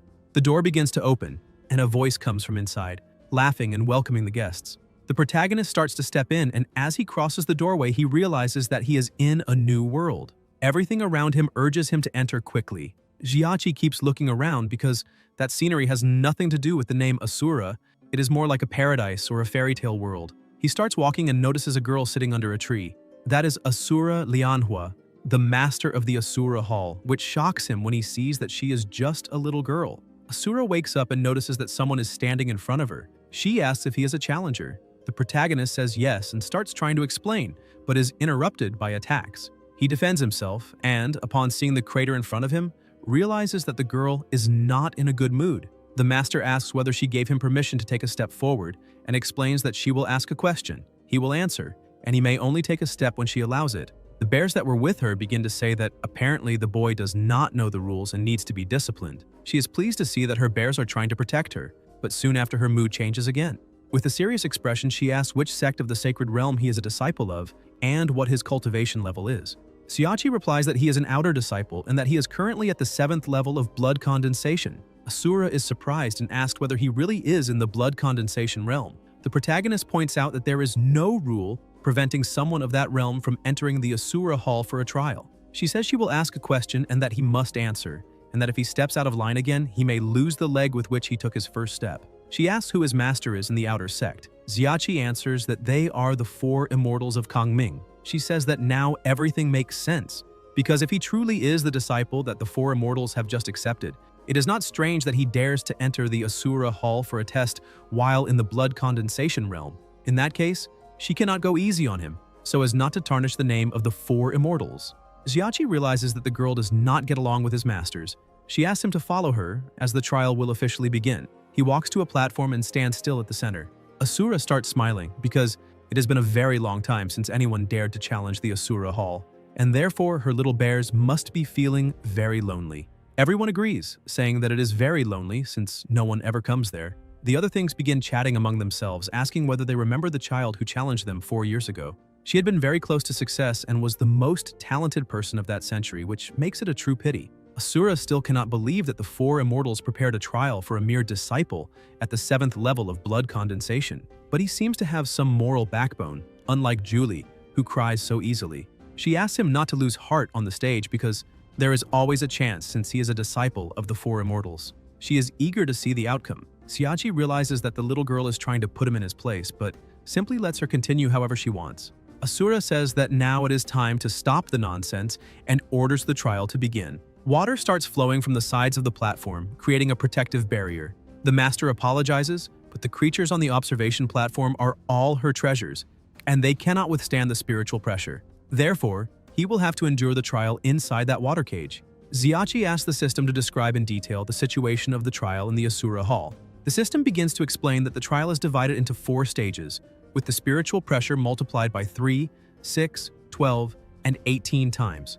Due to the restrictions of the spells of the Spiritual Cultivation Hall, each stage of the trial must be fully completed in order for there to be any increase in cultivation level. If he gives up halfway, any physical damage will be irreversible, and he will gain nothing. Incredibly, the protagonist had not checked whether the Northern Profound Divine Art could be used for the spiritual pressure test. He asked the system if it is possible to use it, and the system says yes. The activation interval of the Northern Profound Divine Art is 2 minutes. Limited by the host cultivation level, while the Northern Profound Divine Art is active, all other system functions will enter a 1-hour cooldown period. Xiachi asks whether it is possible to cancel this waiting time and cooldown, but the system asks how that could possibly be done. He becomes completely irritated because there truly is no such thing as a free lunch. Improving cultivation must be the priority. Otherwise, if the system's functions are restricted again in the future, no one knows what he might be forced to face. Asura asks if he is ready, and with no other options, the protagonist takes a deep breath and says they can begin, because he believes that if he knows how to use his abilities and deploy them properly, everything will be fine. The master says that the first phase is called Broken Ornament Kite. The water begins to take the form of a woman and prepares to attack him. Asura merely watches while the protagonist thinks that the 7th level of blood condensation gives him an advantage in the first phase. Even with triple the spiritual pressure, it will not cause much damage. But from the 2nd stage onward, things will change. The first phase begins, and the protagonist realizes that the test has started. Tripling the pressure is still something he can endure. The system informs him that the immortal condensation pool of the Divine Hall could be an option to temper the host's body. Xiachi knows that pool belongs to Julie and that he will have to endure her complaints again, but he decides to continue. After some time, the first phase ends and Asura initiates stage 2, Light Mantle Lotus Steps.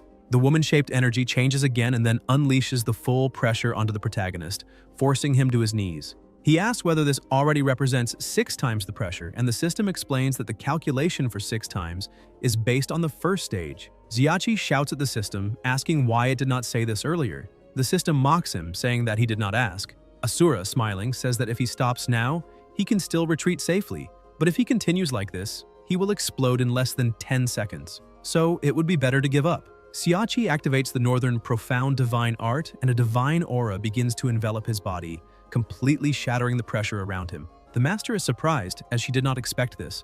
Even while bleeding, the protagonist remains firm and says that he has also passed this stage. Based on the first 2 stages, the amplification of spiritual pressure takes effect instantly, and he would not be able to endure it for 2 minutes. The 3rd stage represents spiritual pressure 12 times greater.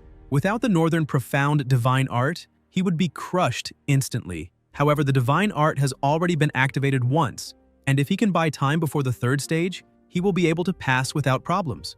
Using the same trick before the 4th stage, however, is far too risky. Asura, serious, analyzes the situation and says that a disciple of the 4 immortals truly does possess some skill. Even so, she realizes that this boy is not normal and wonders whether he absorbed the spiritual energy of the water cage. Xiachi says that he underestimated the Asura Hall because he did not expect it to be so terrifying already in the 2nd stage, and admits that he is a little scared. However, he possesses the Qiankun sacred body and already fully masters all uses of the Northern Profound Divine Art. Asura is impressed, saying that this is truly wonderful and that she is now even more eager to see his next performance. Xiachi thanks her for the praise, but his body will not stop trembling. He leans against one of the pillars and thinks that what he just absorbed was clearly not merely 9 times the accumulated spiritual pressure, but something multiplied. That means the 3rd stage will be 12 times the base of the 2nd stage. In the 1st stage, the spiritual pressure was 3 times greater. In the 2nd, the real pressure was 18 times greater. Doing some calculations, he realizes that the real spiritual pressure of the third stage will be 216 times. He nearly collapses upon realizing this and wonders whether that place is a site of judgment or execution, because there is nothing amusing about making the act of killing look poetic. This makes him wonder that the one who nearly passed the fourth phase last time must have been someone extremely terrifying, because if even a chosen son of destiny appeared in the Asura hall, he would be killed. Fortunately, he has these tricks.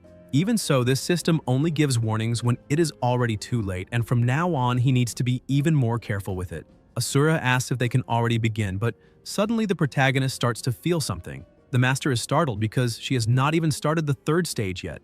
Xiachi says that he might have a stomachache and asks if he can go to the bathroom first. Asura gets irritated and shouts, asking what he thinks this place is and how he believes he can just do whatever he wants. Still, she ends up giving in and says that if he really needs to go to the bathroom, then he should go and come back as quickly as possible. She thinks that he already knew there would be a trial the next day and should not have eaten such bad food the night before. Xiachi keeps trembling, saying that he will have to relieve himself right there and tells her not to worry about him. The master becomes embarrassed and says that he must choose one option, either go to the bathroom or continue the test. However, a shameless person is invincible. He chooses the trial, but without anyone noticing, he manages to stall for another half-minute, because that was his original plan. Asura takes a deep breath and begins the third phase. The trial starts, and the spirits surround the protagonist, but right at the beginning of the third stage, he feels the power he absorbed using the northern profound divine art pulsing within him. Both the great dissipation demonic art and the shifting stars technique originate from the northern profound divine art. That is why, even though the text was filled with errors, Yaze is still an incomparable genius. He begins to use the techniques, saying that all rivers flow into the sea and the sea nourishes all rivers, using the same method against itself. Although it has become a yang-attributed power within the protagonist, it is still a force of the same origin. Now, he only needs to endure until the two forces merge. Asura analyzes the technique and realizes that, although it is different from what was shown in the second stage, it will not be enough, so he will not be able to endure much longer. Worried, she shouts, asking why he wants to risk his life in a trial, and emphasizes that if he says he wants to end it now, she can spare him from the pain of the spiritual pressure. However, the protagonist remains resolute and says that he can still finish. The pressure continues to be crushing and control begins to fail. His eyes turn red, and even so, he refuses to lose, asking how he could fail there. He concentrates even more, gathering all the strength that exists within his body. The ground beneath his feet begins to crack, and the energy accumulated in the palm of his hand grows larger and larger. Asura shouts for him to stop, asking if he has gone mad, because if he continues like this, he will explode and truly die. Xiachi shouts that his body is fine, but on the other hand, his hands hurt a lot. All the energy that was spreading outward begins to condense at the center of his hand, causing a massive explosion. When the glow of the explosion fades, the protagonist appears standing, without a single scratch on his body. Asura cannot believe that this is possible and asks whether he is truly human. Xiachi starts to smile, because apparently she has never seen a scene like that before. He thinks that, as the saying goes, now he has a 98% chance of winning that trial. Outside, Julie had disguised herself so well that no one could recognize her. She watches the crowd from afar as they observe the protagonist's progress. They comment that they cannot believe he truly passed the third phase of the trial. Even after showing all that power, some people still criticize him, saying that it is only because his level is very low and that even with the accumulated spiritual pressure, it is not that impressive. On the other hand, others begin to defend him, asking whether they themselves would have the courage to do the same, because now, after seeing all that progress, they need to look at him with new eyes. In addition, most of those criticizing him are doing so merely out of envy, because he was accepted as a disciple of the four immortals. Shuai continues trying to humiliate him and questions whether everyone there has gone blind, because the first three phases of the trial must have been altered. He asks if they can remember the trial of the four immortals. The annihilation formation was inexplicably broken, which proves that that boy is cheating in some way. Elder Lin becomes displeased and asks whether that is really true, because if it is, then it would mean that the four immortals are a fraud. After all, a man like him managed to see where the protagonist cheated, while the four immortals did not. Shuai panics and says that he did not mean it that way. She tells everyone to be quiet and simply observe carefully how Xiachi will manage to pass the fourth stage. She feels that he chose level 18 only because he was certain he could pass, and now she has plenty of time to watch calmly. Shuai asks whether she truly believes he can pass, stressing that no one can be that lucky all the time, and that he is only there waiting to see him crushed into a paste of flesh by the 18 layers of spiritual pressure. Julie calls him out, saying that speaking ill of others behind their backs is not the behavior of a knight. Shuai replies that he is only saying what he thinks and asks what is wrong with that. She points out that bad-mouthing a disciple of the Four Immortals is the same as belittling the Four Immortals themselves. Shuai laughs and says that if the Four Immortals truly valued him, they would not have expelled him from the mountain. Moreover, if the Four Immortals really made that guy a direct disciple, then they must not be anything special. Julie says that perhaps they are simply reasonable. Shuai looks at her more closely and asks why she seems so familiar, questioning which sect she belongs to. Afraid of being discovered, Julie says that he must be confusing her with someone else and runs away. She hides behind a pillar, unable to believe that she was almost recognized even with such an elaborate disguise. She keeps peeking, wondering whether the protagonist is really going to die. She realizes she is worrying too much about him, which makes no sense, since she is there to mock her disciple. So it would be better if he failed. Someone so disrespectful toward elders, bathing wherever he pleases and acting so bizarrely is not qualified. Even as she tries to convince herself of that, she remains worried, asking herself whether he will truly die. There is no need to go that far over a bet. Suddenly, she starts to feel embarrassed and thinks that he might be doing all of this just to marry her, since he knew his current status was far too low and so he went to all this trouble. But she does not know why things turned out this way, and perhaps his brain is damaged because of something. If he truly wanted to marry her, all he had to do was ask. Even if he were rejected by one of the Four Immortals, that would not be something to be ashamed of. Back at the trial, the protagonist is focusing, but suddenly sneezes and asks whether someone is speaking badly about him behind his back. And that single sneeze makes him shiver to the bone. Asura remarks that someone who managed to break the annihilation formation of the Nine Heavens Tribulation certainly possesses some ability to truly withstand the third stage. However, the biggest question on everyone's mind is whether this is mere luck or real skill, and the fourth stage will naturally reveal the truth. Siachi asks whether Asura can defeat the fourth master. Asura is shocked and asks what he means by that. Outside, Julie feels a bit embarrassed, thinking that praising her in front of so many people is somewhat awkward, and even with her heart softened, she thinks that it is all a pity. While the fallen flower is willing, the flowing water is merciless, and in the end, it is impossible for anything to happen between them. Asura asks whether Jiachi is really saying that she is inferior to Julie because that is a joke. After all, that little brat only became a disciple of the Four Immortals through sheer luck, so how could Julie possibly be compared to her? Jiachi smiles, because that little girl has just bitten the bait. He says that regardless of whether he manages to pass the fourth stage of the test, he has already cleared the first 3 parts. And if his master Julie were there, he would certainly have been annihilated with a single strike, so the question must be asked, who is more powerful between the two of them? Julie thinks that the boy is talking nonsense and that he clearly took a punch from her back then, even though she had merely been going through the motions at the time, because if she had truly struck him, he would have been completely obliterated. Still, there is no need to spread that around. Doubts continue to swirl in her mind, wondering whether the protagonist had already suspected that she might have come there to look after him, and deliberately said those words so she would hear them. With each passing second, she fell a little more in love and thought that when that boy came back, she would have to give him a good lesson so he would stop spouting that kind of nonsense everywhere. This world was blessed by waters, plants, mountains, stones, air, spiritual energy, and much more. Water, the source of life, was powerful and gentle, and the immortal spirit of water prayed for all beings. In the celestial lake of the sacred domain of Kangming, the immortal spirit of water, a child, the water-blessed baby, also won the love of all living beings. However, the child behaved differently, making the mother wonder whether she was associated with water or fire. The child kept whipping the animals while shouting to her mother, who adored that game. The mother told Lianhua that she was growing very well, and that sooner or later she would inherit her mother's position, and asked what she thought about going to see the mortal world before that. Lianhua grew excited and said it was a great idea. That child grew even more and became Asura, the master of the 18th floor, who was now completely enraged. Rage point shot past 3,000 in just a few seconds. She told the protagonist to watch what he said, questioning how he dared compare a wild, unwanted girl to her. Siachi kept provoking, saying that whether someone is desired or not does not depend on her. And to sum it up, he was starting to think that the so-called 18-level test of the Asura Hall was just a facade. It looked terrifying, but it was simple and easy to break. He thought that now was the time to begin the harvest. Asura was so furious that the system tallied 4,990 fury points and 5,000 agility points. She shouted that everything she said was law and that water was the source of all things, and no one understood that better than she did. Jiachi asked if she was also a voyeur, since she trusted her ability to see through water so much that it bordered on obscenity. Master Asura blushed, and the protagonist smiled, saying that it seemed he had hit the mark since her face was as red as a monkey's backside. This was yet another point Asura lost, because his master Julie would not be like this. She knew how to take a joke in stride. Asura continued to lose control, asking who was spying, demanding that he be clear, and emphasizing that she could only sense things and did not want to bother with human matters.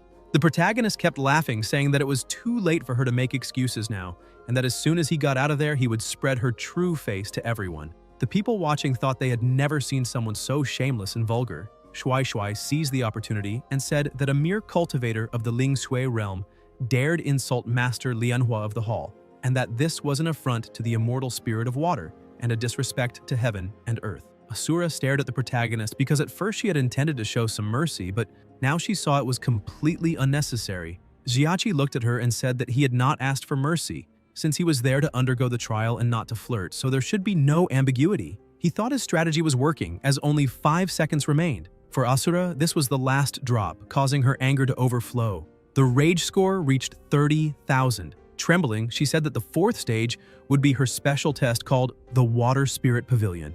The protagonist thought there were 4 seconds left, but the test began as the spirit formed. Only 3 seconds remained, the formation finished, and 2 seconds were left. The spirit charged, but the final second passed. Xiachi raised his hand and said, "Flashy." The system appeared, saying that the duration was 1 hour and 50 minutes. The bare-handed stopping technique and the northern profound divine art were active. He caught the attack with just 2 fingers, leaving everyone stunned. And when he released his strength, it caused a massive explosion that completely destroyed the water spirit. Asura could not believe what she was seeing. Even the creatures were blown backward. The system congratulated the host for reaching the 2nd level of 9 Li Yin. Energy overflowed from his body, and with a beautiful smile, he concluded the test. The people outside could not believe it. Shuai Shuai questioned what kind of cursed luck that boy had, since not only had he passed the test, he had also broken through an entire realm. Water from the explosion splashed everywhere. Asura remained in shock, unable to say a single word, wondering how such a thing was possible. Xiachi walked up to her laughing and said that this place was nothing special, that the Asura Hall was just a paper tiger. Asura's eyes filled with tears, and with a flushed face, she burst into tears. She says that he is bullying her, and she disagrees with that. Her pets try to protect her, saying that bullying girls is shameful and that he is a very bad guy for doing that. But the protagonist keeps going and says that he just passed the judgment test, so it is not a big deal. This only makes her cry even louder, shouting that this is way too much bullying. Xiachi ends up feeling bad and asks her not to cry, wondering how he even managed to bully her, but he honestly has no idea how to comfort a girl. All the disciples outside, including the elder, are irritated by his attitude, except for Julie, who says that this girl is the same as always, crying over anything, and that apparently she has no other tricks. She begins to analyze the situation and realizes that every attack the protagonist has defended so far was extremely powerful, yet he blocked them all without showing any difficulty at all. So the fact that he not only survived but truly passed the test only proves that this boy is hiding something from her. Xiachi asks whether the system mall can already be used, but the system says it is still on cooldown. However, the protagonist cuts it off, saying that he does not want to hear excuses. The system informs him that rapid transmigration has been completed and asks whether he wishes to participate in a cooperative battle. He answers yes, because if he does not console that girl soon, she is going to flood the entire Asura Hall. He transforms into a ghost, muttering that being human is really difficult, so he needs to speed things up. The system announces that time has been frozen and that the main plan is loading during rapid transmigration. A few seconds later, the system says that he is being sent to the Hu family and that he must conquer 8 wives, which leaves him somewhat stunned. In the other world, 2 women were arguing over a game. A man opens the door and is surprised by what he sees. The 2 were almost coming to blows. Suddenly, another woman touches his shoulder, calling him her son and saying that many people envy his life, asking what other reasons he has to be happy. He looks at his mother and says that he is extremely happy and satisfied with everything, then runs to the girls saying that Hu has arrived. His mother looks a bit confused, asking what that means, but the young man just keeps smiling like a madman. The system appears and tells him that he must conquer 8 wives. The protagonist, now inside this new body, asks what kind of challenge this is, since it is clearly bringing benefits. The system says it was not it who chose this. He goes over to the 2 women and asks how far they would like to take the game. The protagonist tells the system that it would be much better if it had fewer rebellious tendencies. Also, it feels too distant to keep calling it system, so he decides to call it Zirui from now on. A woman calls him husband and asks why he is interested in playing mahjong with the sisters. Holding a tile, he smiles because in his youth he was ignorant, and only now has he awakened, surrounded by beautiful companions and countless forms of entertainment. The protagonist easily wins the game, and his other wives are happy to see that their husband is skilled in chess, music, calligraphy, and painting. This excites him even more, and he wonders what they should play next. But this was already expected of the four great talents of Jiangnan. He asks them if they know how to play baccarat or Texas Hold'em. The system replies that it knows how to play mahjong, but does not know the connection to the four great talents. Annoyed, he asks whether this is truly the host's real nature. The protagonist explains that he was once unbeatable on all major chess and card platforms, and that even Gao Jin respects him. After battling 8 women for 300 rounds, they grow tired and begin to sigh. Zirui asks why his face is red, since it is just a card game and should not cause that. One of the wives asks how he can be so fierce. He simply laughs, saying he has not even used all his strength yet. The young woman asks if they can rest a little before playing against him again. The protagonist holds her face and asks if they could change the game. She becomes shy, saying he is annoying, wanting to practice indecent acts in broad daylight and still claiming to be a scholar. He fixes his gaze on her and says that in books there are indeed beautiful women, but none of them compare to his 8 wives. Zirui calls out to his master, stressing that they do not have enough time. The protagonist agrees because with 8 women, time will never be enough. Zirui takes a deep breath since that was not what it meant, and explains that the system has determined he passed the challenge and will now be teleported back to the Asura Hall in 3 minutes. Like a true machine, he thinks that 3 minutes might not be enough time for 8 wives. He goes to them, saying he urgently needs their help. They tell him to ask for whatever he wants. The protagonist asks how to make a girl happy, especially when she is crying too much. One woman says he should prepare delicious food. Another suggests a gift, like a beautiful handbag or nice clothes. But in the end, it all comes down to money. He needs to buy expensive cosmetics for her. The first wife becomes jealous and yells at him, asking if he's going to marry another woman. The others also start to get angry, trying to hit him and calling him useless. Suddenly, someone throws a book at him. The protagonist picks it up but does not know what it is. His mother asks if he really forgot the book he himself wrote. Zirui says that it is a book called The 36 Strategies of Tang Yin for Conquering Women. The protagonist calls Tang Bohu useless for hiding the greatest treasure of all worlds. Zirui warns that he is about to be taken back to his original world. He looks at all of them and says that it is hard for them to meet and hard for them to part, so may they meet again if fate allows it. His wives look confused, asking what he means, but the time has come. He begins to be taken back to his original world and they still do not understand anything. Xiachi opens his eyes and realizes that he is already back. Asura is still crying, shouting that this is too much bullying and that she no longer wants to live. Xiachi asks Zirui whether all the system's permissions have been unlocked, and Zirui says yes. The protagonist starts laughing, wanting to see whether the 36 strategies for conquering women are truly effective. He walks over to Asura, kneels down, and in a sweet voice calls her dear, saying that if she cries any longer, her eyes will end up swollen. She stops crying for a moment and he begins browsing some outfits in the system, while telling her that during the trial he had been observing her, trying to get to know her a little better. And that was why his goal was not to bother her in that way. Finally, he finds an outfit thinking that his instincts are screaming that this is the right one. Outside, Shuai Shuai complains that the clothes are so bizarre it is unbelievable that anyone could like them. Wang Xi agrees, saying that the skirt is too short, not fashionable, and that the hallmaster will probably not like it. Asura, however, is enchanted and, with sparkling eyes, asks if it is for her. She thinks that everything the protagonist had been doing before was merely analyzing her, which shows that he is a very serious person. The three of them cannot believe what they are seeing, and Xiachi asks if she would like to try it on. Even though she likes the gift, she remains suspicious and asks why he is giving her clothes. Xiachi touches her face and leans closer, saying that later he will tell the entire world that he reserved the fishing lake just for her, and then she will understand. He admits that it was not the correct way to do everything, so he would like to ask forgiveness for his frankness. The disciples continue to be shocked by the whole scene. Asura perks up and says she's going to change, running off, but before leaving she asks whether he will wait for her there and not leave. Xiachi tells her she can go without worry and begins to smile, seeing that the job is done. He thinks that perhaps, if these 36 strategies for conquering women were applied to the 4 mistresses, it would be very good. The other disciples become even more irritated, seeing his sinister thoughts emerging. A short time later, Asura returns, saying she has changed clothes and chose to wear the first one. He looks at her, but Asura is a bit shy and asks whether it looks bad, since it is her first time wearing that kind of outfit. Xiachi simply swallows hard, saying nothing. Asura becomes even more frightened, asking why he is silent and not saying anything. He shows her a piece of jewelry, saying that it is not bad, but that he would love to see her try on the others as well. While she goes to change again, delighted, he begins to think that Lianhua and Julie have almost identical figures. Guys, I'm going to call Asura Lianhua, which is her original name from childhood. The protagonist starts imagining how Julie would look in those clothes. Lianhua returns, however a bit uncomfortable, saying that the skirt is too short and that because of that she is going to beat him to death with a stick. Xiachi agrees with her since the feeling is a bit strange. Lianhua shows another outfit and asks what he thinks, and he says it looks great. Still, she keeps changing to show them all to him, and each time she looks more beautiful.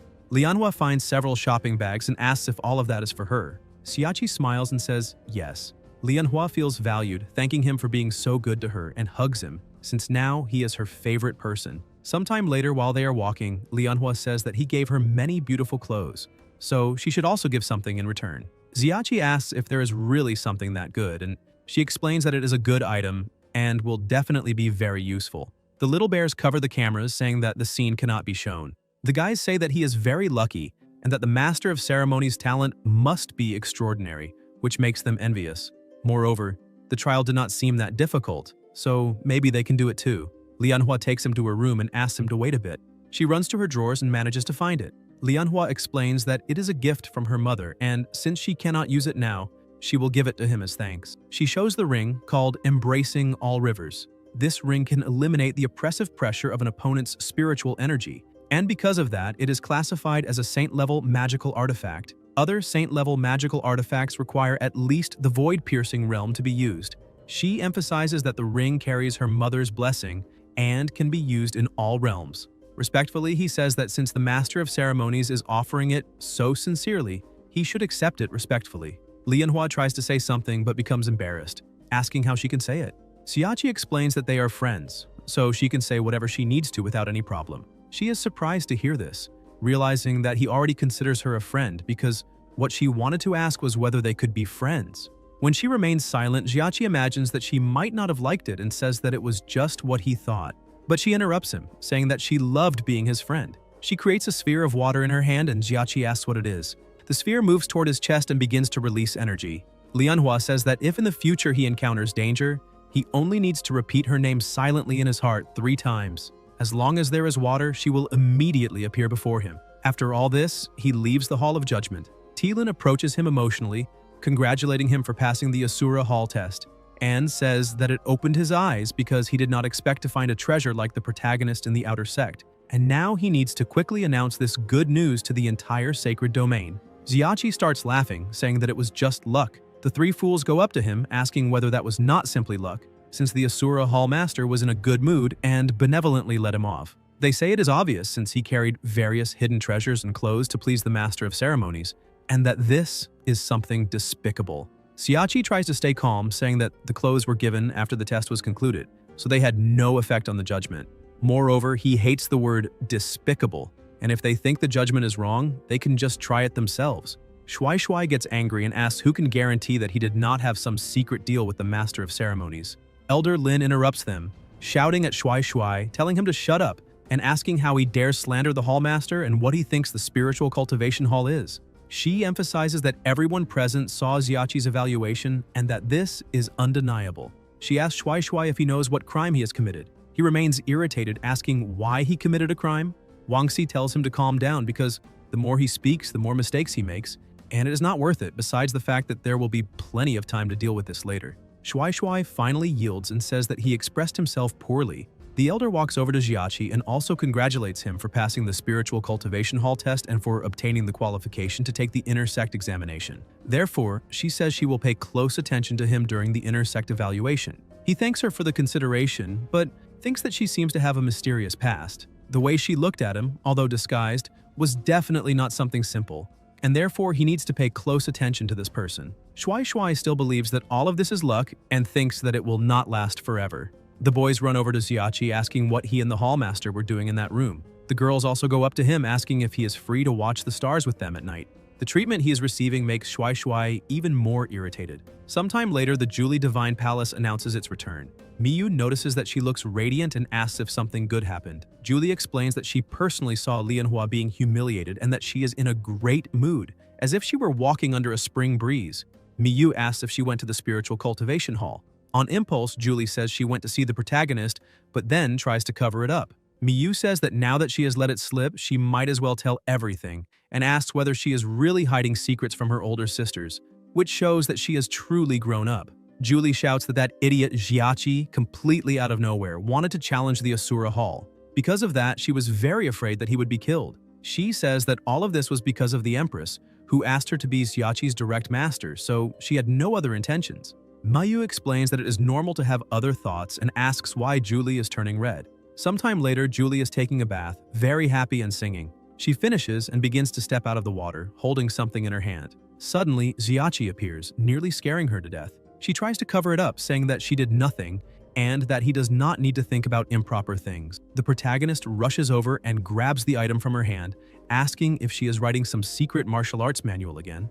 With a mix of embarrassment and anger, she orders him to return the book immediately.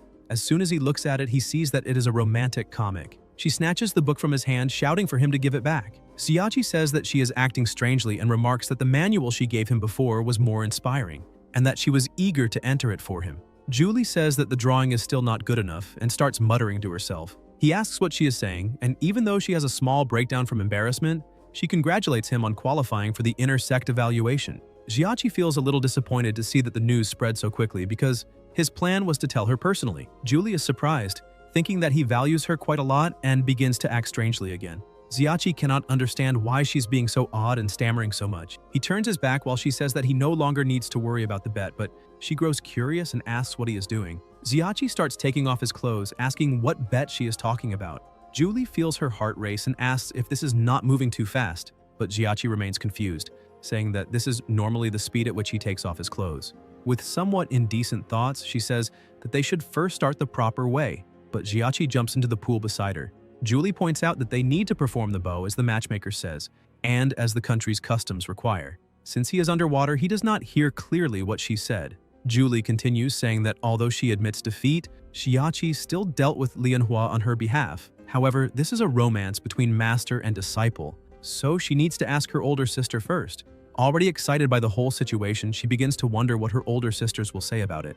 Xiachi stands up and says that this immortal condensation pool is truly an immortal product, because after just one dive, he already feels renewed and invigorated. Julie keeps staring at his body, which seems to shine in her eyes.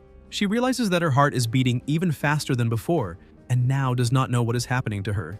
Miyu asks the fourth mistress whether she has already begun training her young disciple, since he has just passed the Asura Hall evaluation and should rest a bit.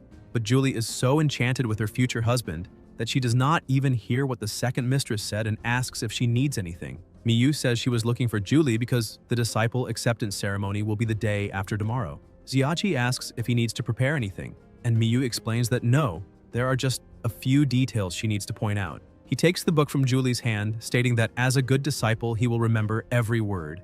Julie becomes apprehensive, thinking that he can do whatever he wants, as long as he does not lean forward. Miyu begins to explain that on the day of the ceremony, all 6 gate masters will be present, and dealing with all of them will not be an easy task. The Kangming sacred domain is composed of the 6 gates, the outer sect, the divine palace, and the continent. Under the reign of Empress Jinyao, an appearance of peace has been maintained. It is unprecedented for the 4 immortals to accept disciples. And to help with that, this disciple has been accepted by the 4 immortal mistresses at the same time. Even before officially entering, he passed the Asura Hall test, considered the most difficult of all. Therefore, it will be a very lively ceremony.